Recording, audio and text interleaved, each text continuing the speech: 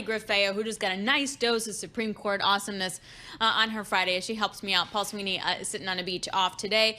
This is Bloomberg Intelligence. We bring you all the top news in business and finance and economics through our lens of our Bloomberg Intelligence analysts. They cover 2,000 companies and 130 industries worldwide. Let's go to one of them right now. Nathan Dean, Bloomberg Intelligence Senior Policy Analyst. Lots of stuff happening in D.C. We are keeping an eye on those Supreme Court decisions, but we cannot lose sight of the complete disaster that was yesterday and that debate between President Trump and President Biden. I think the big question today, Nathan, is what does it look like to get Biden off the ticket? Like, legally, how does that actually happen? So it's going to have to come from the president himself. I mean, this is going to be a decision that he's going to have to make. And I think that, we'll see over the weekend as he's fundraising and meeting with advisors. But as of this morning, he was even saying to journalists that he is going to be on the ticket and he's looking forward to a second debate in September. Now, the way it would work is that if President Biden were to decide that he's not going to run, then we go to the convention and the delegates would have to figure it out. Now, President Biden already has enough delegates to secure the nomination, but if he were to say, I'm not going to run, he could release those delegates to then vote for whoever. But ultimately, then it would become a race of who wants to be the nominee for 3 months before the election and trying to take down President Trump. It's going to be very messy. You would have Kamala Harris, the vice president. You have a lot of governors probably thinking about it. But if this were to happen, and it were to happen soon, it's going to be something that we haven't seen since Lyndon Johnson in 1968.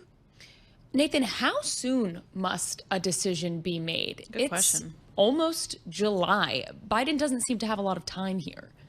No, but he does have the advantage that the Democrats are going second in terms of the convention. So the Republicans are meeting July 15th. The Democrats aren't meeting until August. So really before the convention, there's a lot of bit of time in terms of at least the logistics of getting on the ballot. If this were to happen after the election, essentially Democrats would have to go to the polls and vote for Joe Biden, knowing that they would get somebody else. But if President Biden were to decide tomorrow that he's decided he's not going to run, you're going to see a scramble amongst the Democratic Party to try and figure out, okay, is Kamala Harris the next nominee? She isn't polling all that well against President Trump on a one-on-one race.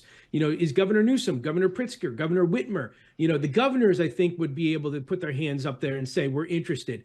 So you would almost have like this, reality TV show, if you will. Yeah, be like total free-for-all.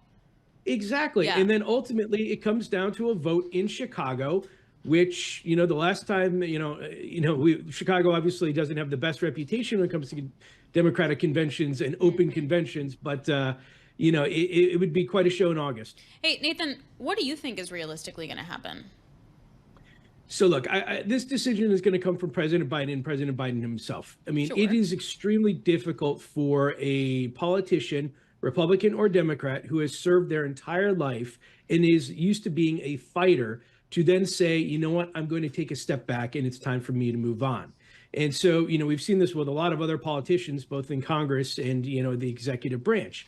Now, I think it comes down to two things. One, if President Biden believes that last night was just because of a cold and that he can then change the narrative in the next few months, he's going to stay in. If there's something more serious that President Biden begins to believe that there is something that, that this is an issue, then I think eventually he may say, we're going to step out. All right, Nathan, we got to leave it there. Thank you so much for that. Nathan Dean.